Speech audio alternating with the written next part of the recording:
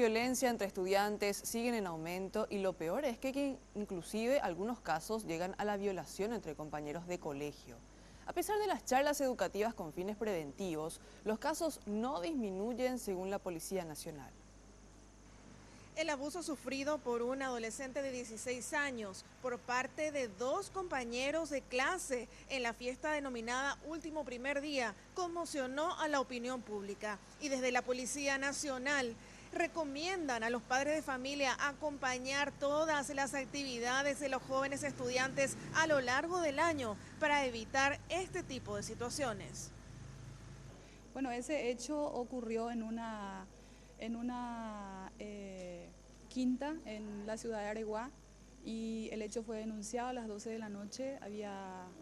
En el lugar habían personas mayores de edad y también todas las personas que tuvieron que ver en el hecho ya estaban a cargo de la Fiscalía y la Fiscalía ya está realizando las investigaciones y las imputaciones correspondientes. El menor está siendo asistido con psicólogos en este momento, lastimosamente ya con una secuela.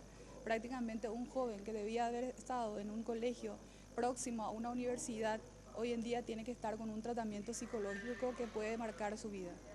De que debemos de acompañar a nuestros hijos, debemos de saber dónde está, en qué lugar está, quién es la compañía.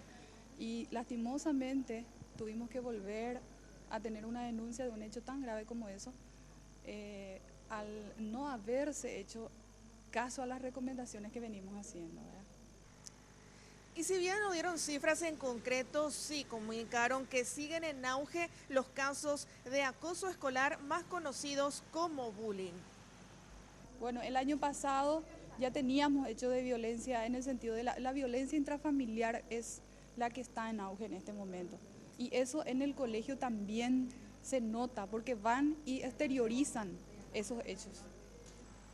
Hechos de esta naturaleza son atendidos por el Departamento de Control de Centros Educativos de la Policía Nacional y luego derivados al Ministerio Público. Jazmín García, Red Guaraní.